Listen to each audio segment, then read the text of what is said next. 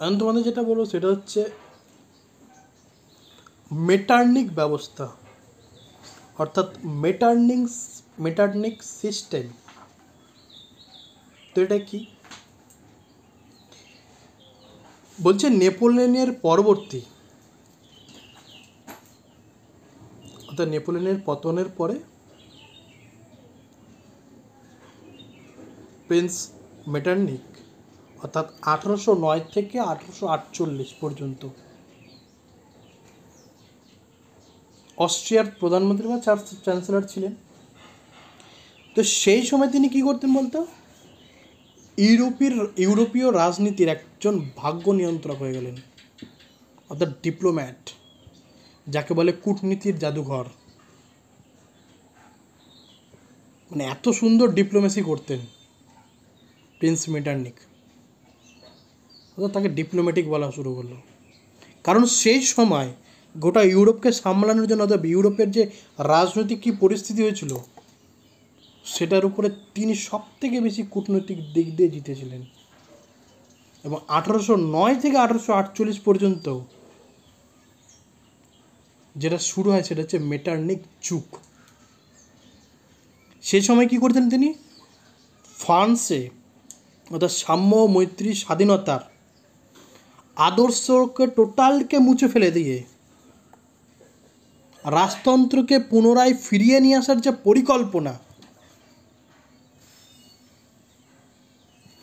পরিকল্পনা গ্রহণ করার যে ব্যবস্থা, সেটাই ছিল মেটার্নিকের ব্যবস্থা। এক নম্বর হচ্ছে ইউরোপের নিজেকে হচ্ছে প্রধান হিসেবে দেখানো, ইউরোপের ভাগ্য নিয়ন্ত্রণ, অর্থাৎ ইউরোপের প্রধান, ইউরোপের ভালো মন্দ সে বোঝে, ভাগ্য নিয়ন্ত্রক হিসেবে নিজেকে, কূটনীতিবিদ হিসেবে নিজেকে প্রতিষ্ঠা করলেন নিজের দক্ষতার সাথে। এবং তিনি কী করলেন? সেখান থেকে যে সাম্য, মৈত্রী, স্বাধীনতা, সে তিনটাকে তিনি মুছে দিয়ে কী করলেন?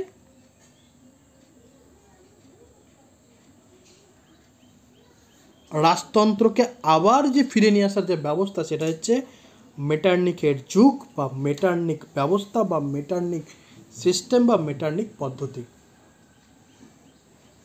ক্লিয়ার? তাহলে মেটার্নিকের যুগ কবে থেকে কবে? 1809 থেকে 1848 পর্যন্ত। মানে 1809 থেকে 1848 পর্যন্ত তিনি তো চ্যান্সেলর ছিলেন। আর মেন খেলাটা শুরু হয় 6 বছর পর থেকে, 1815 থেকে একদম 1848। তো এই সময় তিনি কিছু নীতি নিয়েছিলেন। কী নীতি? ওই কিছু আগেই বলেছি যে পুরাতন রাজতন্ত্রকে আবার ফিরে নিয়ে আসা, আর বিপ্লব প্রসূত যে জাতীয়তাবাদী যে ভাবধারাগুলো ছিল, উদারতন্ত্র, গণতন্ত্র, আধুনিক যে ভাবধারা ছিল, সেগুলোকে পুরোপুরি কলাপস করে দাও, পুরোপুরি ধ্বংস করে দাও, পুরোপুরি কী করে দাও? একদম শেষ।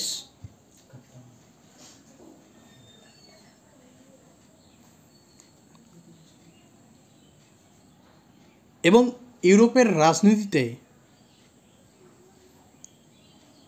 অস্ট্রিয়াকে একটা প্রাধান্য হিসেবে দেখাতে চেয়েছিল, অর্থাৎ অস্ট্রিয়ার প্রাধান্যটা সর্বোপরি করা উচিত, অর্থাৎ ইউরোপে অস্ট্রিয়াকে একদম সর্বোচ্চ জায়গায় নিয়ে যাও, ইউরোপকেই প্রধান দেখাও। ইউরোপের প্রধান দেশগুলির মধ্যে যদি ওটা, তার মধ্যে অস্ট্রিয়ার নামটা যেন সবার আগে আসে। তো তিনি কী করলেন? প্রগতি বিরোধী, রক্ষণশীল আর দমনমূলক নীতি গ্রহণ করে মেটার্নিক ব্যবস্থা তিনি চালু করলেন। তার নীতিতে কোনো ভাবধারা থাকবে না জাতীয়তাবাদী, কোনো গণতন্ত্র থাকবে না, কোনো উদারতন্ত্র থাকবে না, কোনো স্বাধীনতা থাকবে না, থাকবে শুধু একটাই রাজতন্ত্র। অর্থাৎ রাজতন্ত্র ছাড়া আর কিচ্ছু সেখানে থাকবে না। এবং নিজেকেও তো সে অস্ট্রিয়ার বুকে ঠিক ধরে রাখতে হবে, সেখানে নিজের ক্ষমতাটাকেও বজায় রাখা, যার জন্য তিনি দমনমূলক চালু করলেন। তো কিছু কী পদক্ষেপ নিয়েছিলেন? মানে কি কেন তাকে মানে কূটনীতির জাদুঘর বলা হয়, মানে জাদুঘর কেন বলা হয়, তার এই নীতিগুলোর মাধ্যমে মানে বুঝতে পারবো যে তিনি কতটা কূটনীতি খেলেছেন, অর্থাৎ কতটা ডিপ্লোম্যাটিকভাবে তিনি খেলেছেন। কারণ যেভাবে ইউরোপ, আমি প্রথমেই বলেছি, যেভাবে ইউরোপ এবং ইউরোপের অন্যান্য দেশ আধুনিক ভাবধারায় চলছিল, সেই ভাবধারাকে অস্ট্রিয়াগুলো আঘাত করে মেটারনিক সেগুলোকে ধ্বংস করে দিয়ে কিছু পদক্ষেপ করেছেন। কি জানে যে মানুষের তো এই ভাবধারাটা আছে, এবার মানুষকে যদি বেশি বলতে তো মানুষ তো আমার উপরেই চড়াও হবে। সবার আগে কী করলো বলতো, কারণ অস্ট্রিয়ার ভিতরে বিভিন্ন ভাষাভাষীর লোক ছিল, বিভিন্ন ভাষাভাষীর, বিভিন্ন ধর্মের ছিল কি না, বহু জাতি ছিল, বিভিন্ন জাতি ছিল, এবং তাদের ভিতরে একটা বিভেদ সৃষ্টি করে দিলেন। জাতিতে জাতিতে মারা, ভাষাভাষীতে মারামারি, ওটা বুঝতে পারছিস? যেমন আমাদের হচ্ছে হিন্দু মুসলমান মারছি আমরা, ঠিক তেমনই ওদেরই ভেতরে ভেতরে, অর্থাৎ সরকারের কাজকর্ম নিয়ে আর কোনো গল্প হবে না, অর্থাৎ নিজেদের মধ্যে ভেতরে ভেতরে লড়াই করে দাও, সরকার কি করছে না করছে তাতে আমার ফারাক নেই, নিজেদের মধ্যেই লড়াই করবে। আর সরকার যে দিক থেকে একনায়কতন্ত্র নিজের হাতে নিয়ে নিচ্ছে, অর্থাৎ নিজের হাতে যে নিয়ে নিচ্ছে একনায়কতন্ত্র, অর্থাৎ সরকার নিজে যে চালনা করবে সেটা দেখছে না, সরকার যে তার গণতান্ত্রিক প্রক্রিয়া নষ্ট করে দিচ্ছে,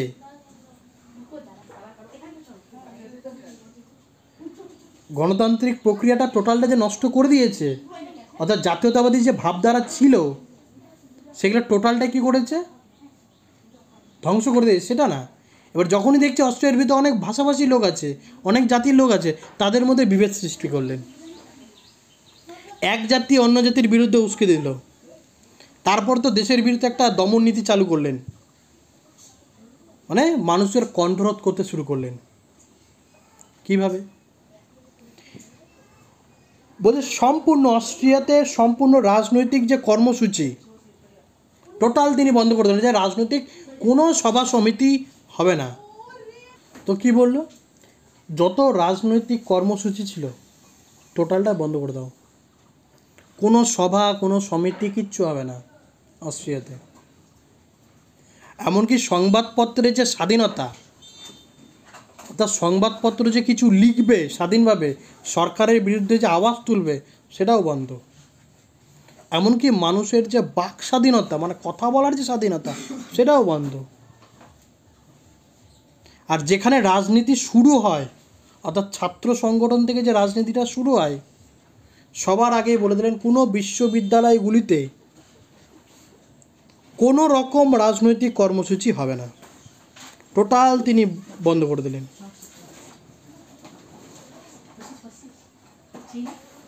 এবার তিনি কি করলেন, শিক্ষাক্ষেত্রে যেটা নিয়ে আসলেন টোটাল পরিবর্তন, মানে গণতান্ত্রিক প্রক্রিয়া যেসব ধরনের বই ছিল, দর্শন, ইতিহাস, রাষ্ট্রবিজ্ঞান, এগুলো সব নিষিদ্ধ। এবার বিশ্ববিদ্যালয়কে যদি কোনো বাইরের দেশ থেকে কোনো বই নিয়ে আসতে হয়, সেটা সরকারের পারমিশন নিতে হবে, অর্থাৎ অস্ট্রিয়ার শাসকের কাছ থেকে পারমিশন নিয়ে তবে আসবে, বই ঢুকতে পারবে কি পারবে না। মানে যে একনায়কতন্ত্র, তোমার যা ইচ্ছা তুমি তাই করবে, তোমার যদি ইচ্ছা না হয় যে তোমার বিরুদ্ধে কেউ কথা বলবে, কথা বলতে পারবে না, কথা বলে তো কঠোর শাস্তি, শাসকের বিরুদ্ধে কথা বলাই যাবে না, রাজনৈতিক কোনো কর্মসূচি নেওয়া যাবে না।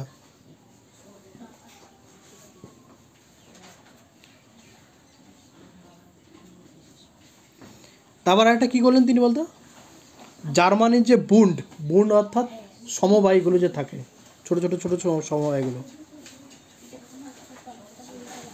সেই সমবায়ের সভাপতিতে অস্ট্রিয়া ছিল। অস্ট্রিয়া কী করলো বলতো, একটা মেটারনিক কার্লসবার্গ ডিগ্রি জারি করলেন। কি ডিগ্রি? Carlsberg degree. যে ডিগ্রিতে, ডিগ্রি মানে কি একটা আইন নিয়ে আসলেন। কী করলেন, যেখানে রাজনৈতিক দল আর ছাত্র সংগঠনগুলি টোটাল নিষিদ্ধ, অর্থাৎ জার্মানির যে রাজনৈতিক দলগুলো ছিল, জার্মানিকে তো নিজের মধ্যে নিয়ে নিলেন, উত্তর ইতালি, জার্মানি তো অস্ট্রিয়ার মধ্যে চলে এসছেন, এবং তিনি ডিক্রি জারি করে কী করলেন, বলছে জার্মানিতে যেসব সংগঠন আছে টোটাল বন্ধ আজকের পর থেকে, অর্থাৎ অস্ট্রিয়াতে টোটালি বন্ধ। আর কী করলো, সংবাদপত্রের যে স্বাধীনতা ছিল জার্মানি সেটা বন্ধ, টোটাল কোনো সংবাদপত্রের স্বাধীনতা থাকবে না। কী করা হলো এবার, গুপ্তচর নিয়োগ করা হলো, যেটাকে বলে গোয়েন্দা। প্রত্যেকটা বিশ্ববিদ্যালয় এবং ছাত্রদের উপর যেন নজর রাখে, তারা যেন কোনো রাজনৈতিক কর্মসূচি না নিতে পারে। অর্থাৎ ইউরোপে পুরাতনতন্ত্রকে ফিরে নিয়ে আসা, অর্থাৎ পুনরায় পুরাতনতন্ত্রকে চালানো, এটাই তার মেন লক্ষ্য।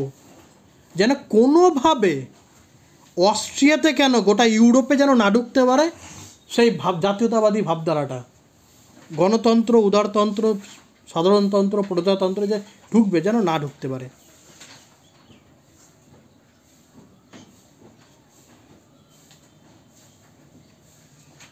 আরেকটা যেটা করেছেন সেটা হচ্ছে, আরেকটা তিনি ইউরোপের শক্তি সমবায় তৈরি করেছিলেন 1815 খ্রিস্টাব্দে। সেখানে তিনি কী করেছিলেন, একটা ঘোষণাপত্র প্রকাশ করেন, তার নাম হচ্ছে ট্রুপোর ঘোষণাপত্র। বলছে প্রজাদের সরকার পরিবর্তনের কোনো অধিকার নেই, অর্থাৎ প্রজারা যদি চায় যে সরকারকে পরিবর্তন করবে, ভুল কথা। অর্থাৎ জনগণ সরকারকে পরিবর্তন করতেই পারে না, সেই ক্ষমতা জনগণদের নেই। আর কোনো দেশে যদি বিপ্লব হয় তো শক্তি সমবায় গিয়ে সেটা হস্তক্ষেপ করবে সেই বিপ্লবকে দমন করার জন্য। শাসকের বিপরীতে যদি বিপ্লব হয়, শাসকের বিরুদ্ধে, যে প্রজারা বলছেন আমাদের হাতে আমাদের ক্ষমতা দিতে হবে, আমরা কিভাবে শাসক নির্ণয় করব না করব সেটা আমাদের ব্যাপার, আমাদের ব্যক্তিগত ব্যাপার, কিন্তু না, প্রজাদের হাতে সে ক্ষমতাই দিল না, যে প্রজারা কোনো মতেই শাসক নিয়ে আসতে পারবে না। যদি এরকম কোনো কর্মসূচি হয়, যে এরকম কোনো বিপ্লব হচ্ছে, তাহলে সরাসরি সেই শক্তি সমবায় কী করবে, দমন করার, হস্তক্ষেপ করে দমন করতে। এবং শক্তি সমবায়ের উদ্যোগে নেপলস, পিডমন্টের বিদ্রোহ, স্পেনের উদারনৈতিক আন্দোলন, জুলাই বিপ্লবের সময় ইতালির গণ আন্দোলন, সব এগুলা দমন করে এই শক্তি সমবায়। এই যে এন্টার 1815 থেকে 1848 অবধি এই নিজের ক্ষমতা, নিজের দাপট বলে যে চালিয়ে রাখা, সেটা কিন্তু মেটারনিখ চালিয়ে গেছিলেন। তো এর পক্ষে তিনি দিয়েছেন, মানে অনেকে এর পক্ষে অনেকে যুক্তি দিয়েছেন যে কেন তিনি এটা করেছেন, এর পক্ষে ভালো দিক আছে আবার খারাপ দিকও আছে। তো অনেকে মনে করতেন যে মেটারনিখ অন্তত 30 বছরের জন্য ইউরোপে শান্তি প্রতিষ্ঠা করতে পেরেছিলেন। শান্তি করার ফলে নাকি শিল্পে, সাহিত্যে, সংস্কৃতির অগ্রগতি ঘটেছিল। আর বহু জাতি এবং বহু ভাষাভাষী অস্ট্রিয়ার ঐক্য রক্ষার জন্য মেটারনিখ তন্ত্রের বিশেষ প্রয়োজন ছিল, এটাও অনেকে মনে করেন। যে 30 বছর নাকি শান্তি ছিল, শিল্প, সাহিত্য, সংস্কৃতির দিক দিয়ে তারা এগিয়েছিল। আর বিপক্ষে যারা দিয়েছে বলছে উদারতন্ত্র, গণতন্ত্র, জাতীয়তাবাদ, এগুলা মানুষ উপলব্ধি করতেই ব্যর্থ হন, যে সেটা কি, খায় না মাথায় দেয়, কি সেটা, গণতন্ত্রটা কি, আবার উদারতন্ত্রটা কি। আর যেভাবে যুগের অগ্রগতি, মানে যুগ আস্তে আস্তে নিজের অগ্রগতি করতেছে, আধুনিক যুগের দিকে আসছে, তো এই অগ্রগতির ধর্মকে সম্পূর্ণ অস্বীকার করে তার সংকীর্ণ রাজনীতি এবং দমনমূলক নীতি গ্রহণ করে যেভাবে মানুষের উপর অত্যাচার, যার ফলে কিন্তু দেখা গিয়েছে যে এর ফলে কিন্তু মেটারনিখ তন্ত্রের বিরুদ্ধে কিন্তু 1848 খ্রিস্টাব্দে কিন্তু ফেব্রুয়ারি বিপ্লব সৃষ্টি হয়। তো এই যে বলেইছি আগে, ইতিহাসের যেমন উত্থান আছে তেমন পতন আছে। প্রথম অধ্যায়ে দেখেছিলাম ফরাসি বিপ্লব।